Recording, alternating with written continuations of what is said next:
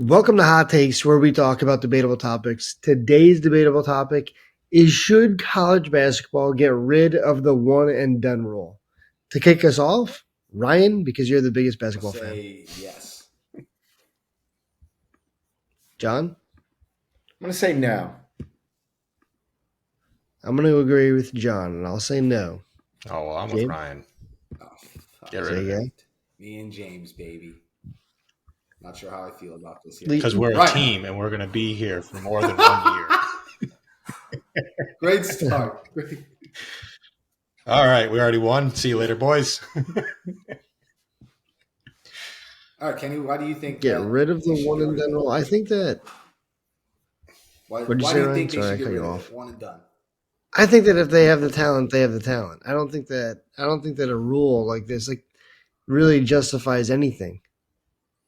Well, the justification was that they can go make some money, and now they have NIL. So True, but they're making their money. If they're making if they got the NIL deals, they're good. Just play out the rest of the fucking 3 years. I do think that the NIL deals do throw this for a loop. I did not think about that. Yeah. But I do think that throws a wrench in things dramatically for the reasoning behind it. Because at the end of the day, I think that this rule is in place because you're putting money in hands of kids. Like, they're 18, 19, right? They're young. So, and I think that there just is a level of maturity that's aligned to it. So I think that that's why the rule is there. But NIL throws a big wrench in things, to be honest with you, because it basically neglects the entire purpose of this. So, yeah, does the rule even need to stay in that sense, right? Did we just get someone to flip? Well, his partner might hasn't even gotten it. I mean, listen, this rule was put into place in the early 2000s, right? You're thinking, right, Kobe Bryant, huge name in basketball, went directly from high school to the NBA. So did LeBron. And then I think it was probably mid to late 2000s. I said early 2000s, so I'm contradicting myself. Late 2000s, after LeBron came out, where they made this switch because you were just seeing these 17, 18-year-old kids come in and they were out of the league early, right? They weren't fully developed. But then the rule didn't make sense to just, 1 year in college will be enough. They're not getting the full benefits of college, right? They're not getting a 4-year degree. Now, a lot of them, the great story, Shaq is a perfect example. They go back to college and finish out after their career. So that's awesome to see. Yeah. But in the moment, you're there for 1 year. Are you really going to all of your classes? Probably not, because again, the plan coming in is you're one and done. From a physicality standpoint, these are 18-year-old kids. A lot of these one and done teams, Kentucky's the perfect example, burn out in the tournament. They just don't have the size. They don't have the maturity. So is it really benefiting the student at the end of the day with the one and done rule? I don't think so. The individuals it's benefiting are the ones who are staying there for all 4 years. So why make them stay just 1 year? I think that they need to have the education. I think that one of the biggest, I understand it's 1 year of education, but I think that one of the biggest statistics that goes in line with this is professional athletes literally blowing all of their money and having nothing left. And I think that they need to have a level of education. I think that 4 years is needed. I think that they need to have a level of education that backs. At least get your AA. Right, that's 2 years. That would associate's degree or whatever it's called. They need to have some level of education to be able to back what happens post athletic ability, right? Like once their athletic career ends, they're going back to college. Why not just do that when you're 18? Get your degree on a scholarship.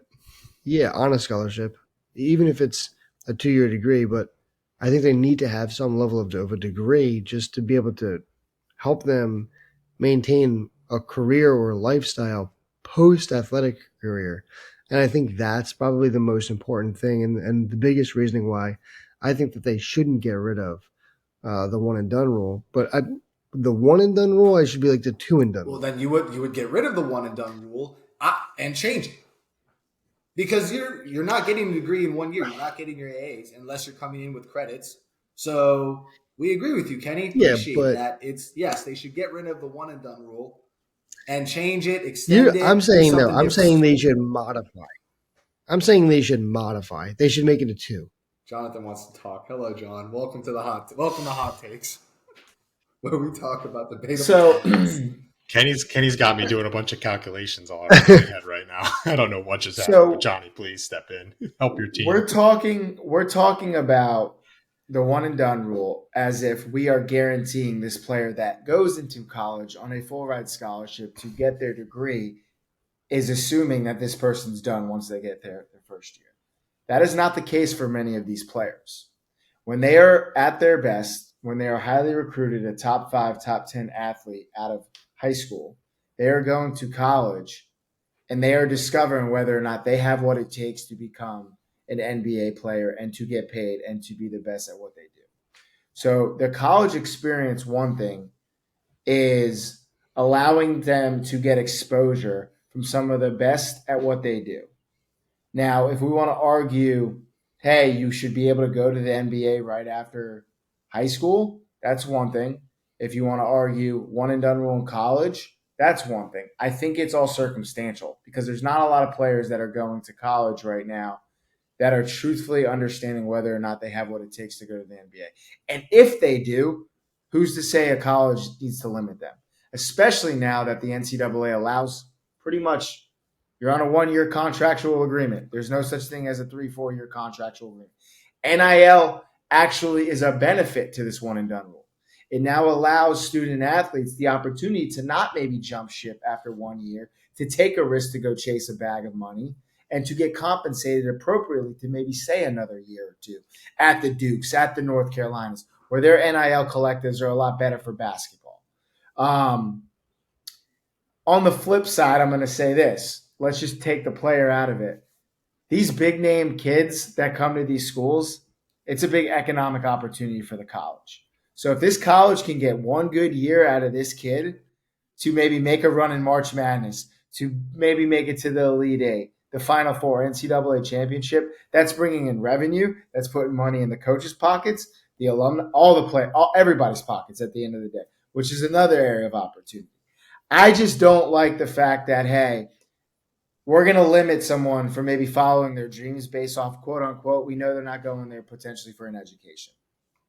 Like, so be it. It is what it is. What is it? 2 years in college football, No, three. right? Three, Is it 2 years in college football? 3 years. Three? three. Like Johnny Manziel, like whatever. You got like all these players that could have maybe went after a year or two. They could have went to the NFL, and hey, were they maybe built strong enough, fit enough to maybe perform in the NFL? I don't know. We don't know, but that's their decision. That's up to their agents. That's up to their team that they're working with to get them ready. So I'm okay with the one and done rule. Do I love it? No. Do I think it's cool when you got juniors, seniors making a run, that team effort, especially in basketball? If you have a great five, a great roster that are in sync, you can make a run. Um, so yeah, that's my 2 cents. Not saying it's right, but there are a lot of variables to look at. I just don't think it's right to say, hey, you are contracted to a 4 year degree when we know that's not the case. That's not the day of athletics anymore. And it really hasn't been for many, many years. No, it hasn't. But How many people actually get recruited after the 1 year? what do you mean? Okay. How many people are getting pulled into the NBA after their 1 year of college basketball? I would say, Not many. I'm trying to look up that stat but a right now. majority of them Yeah, like are the ESPN top 100, top 500 recruits that they're of only course, going there to check of the course you go. box, right? So those, it's a small sample size, but those are the. But like But the reason why I ask that is because you can probably name on two hands the people who have gotten pulled from high school, and at least in our generation, because the rule came around. I would say within our generation, um, that you can probably pull on two hands the top athletes that came from high school that didn't go to college. Meaning, and the reason I bring that up is just because, like, the statistics are dramatically low. Like these are just such a select few that would literally go to 1 year of college and then bounce out of it. Because I think that they get, like on Johnny's point, I think they get to college, they do their 1 year, and they realize they're working in parallel with that division. Like they're not anything super unique. They are placed in a new environment to compete at a different level, and they realize they can compete at that level, but they have to perform at a college level now. And I think that that's eye opening to a lot of athletes. Like if you're in a small town school, right, and you're just crushing it, and then you go to a top 10 university and you start competing with some major athletes, it's going to be a different level of athleticism, and then that's probably going to keep you in that arena for a longer period of time because of the fact that you entered a whole new realm of level of competition. And then now, like when you're in a small town, you were just crushing it. Now you go to this collegiate level where you're performing at the same level of athletes, and it's eye opening. Whereas if you just skip that whole process and you go to NBA, you're going to get crushed.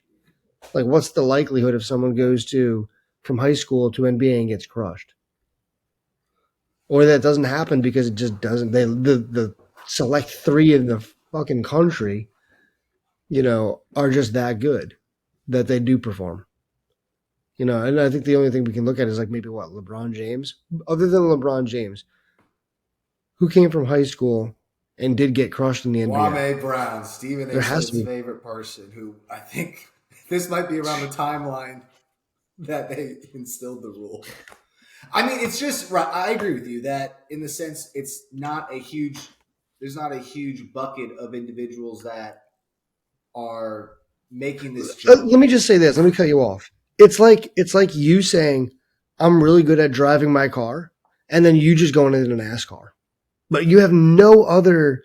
Like you're just taking your car out on a track once in a while at fucking Homestead, and then you all of a sudden just start trying to race at NASCAR. Like there has to be a level of It's a escalation great there. comparison, Kenny. And I know you're not the biggest basketball guy, so I'll keep it in NASCAR for you. That 1 year of driving experience is really going to catapult me to become a NASCAR racer versus having. It's going to see if you No, can the point is the compete. rule's stupid. The 1 year doesn't just remove the year. Let them stay 4 years. Let them stay 2. Why mandate 1 year? It doesn't benefit them.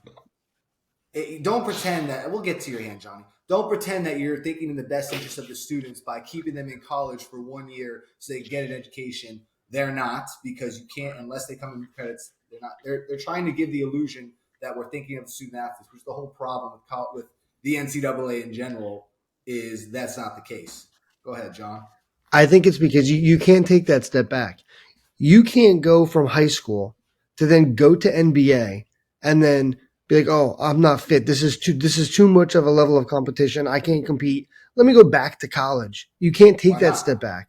You never went to college in the first place. You think that you can go to college, but you think that someone's going to be pull you back into competing at the You have college all your level years of after you go eligibility. to NBA? Has it But happened? isn't there a clause though in like NCAA where if you go professional, you lose your amateurism? Am I I wrong would there? think. I don't know.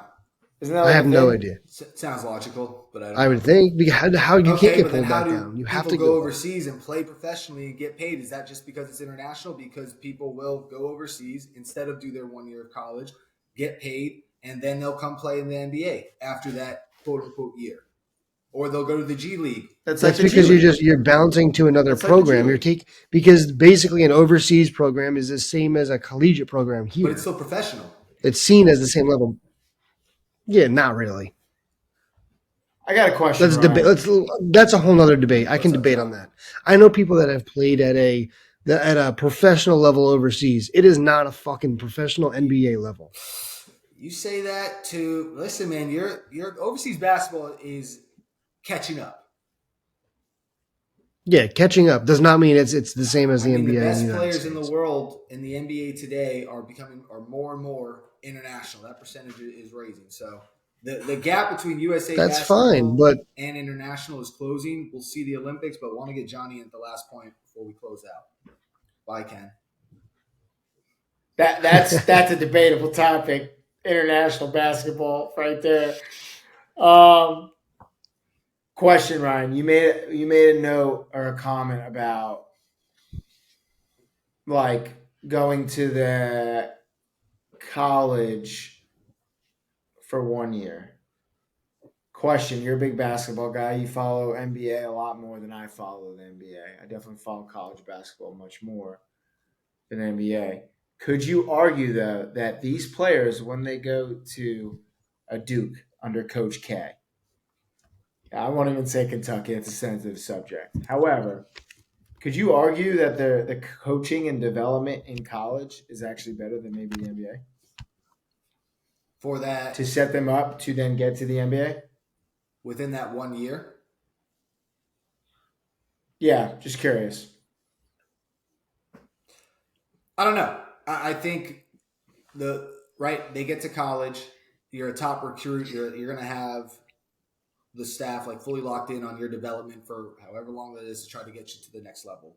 Where if you in the NBA, if you're a top 10, if you're a first round pick, you're going to get that same type of attention because they've invested money, right?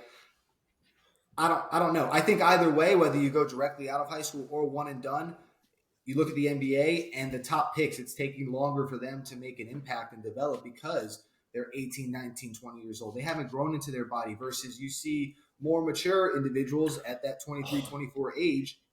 They're having a quicker impact on their team because their development's along the way. Whatever path that is, it's just the age and maturity. So I think it could go either way, which is why I don't think the rule of one and done has a lot of impact. It doesn't act in the best interest of the student athlete. So get rid of it and let the student athlete make that best decision for them and their family versus forcing them to do 1 year.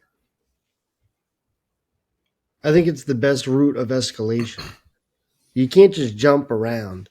And I think that it's the right stairway. You can now with NIL. You can jump all around.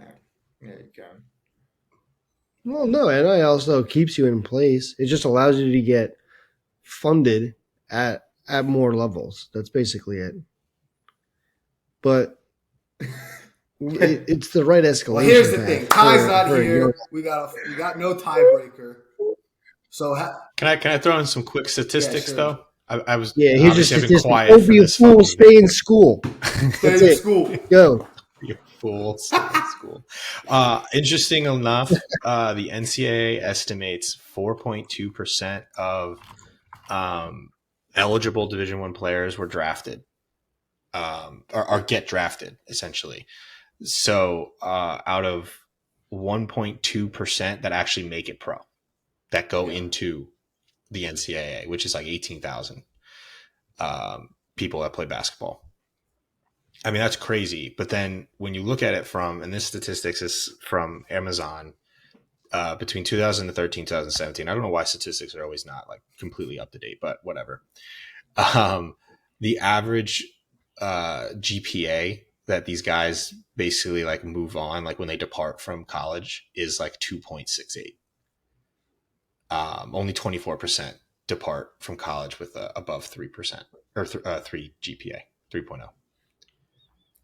So you can definitely clearly see that they're not taking the education portion as seriously. I mean, 2.7 is like probably C's, maybe closer to D's. So it's not like terrible, but because C's get degrees, we all know that. But oh yeah, I don't know. It's interesting. This is just you're talking about a really, really small percentage when you start like quantifying everything. So the jump from even high school to college, then high school to NBA, or just college to NBA, like it's just the numbers keep dwindling and dwindling and dwindling. I guess the one and done, I mean, kind of comes back to the point of if you can't make it, if you don't make it, at least you have something to fall back on if you stayed back for 4 years or you got developed more as well. I don't know. Guess we'll find out. It will likely stay. Ty, call in. Let us know what you think. Break the tiebreaker. Ty's just waking up right now. Yeah, for real. Probably. Only time will tell. All right. We'll close it at that. We're not sure on this debatable topic, but time will tell.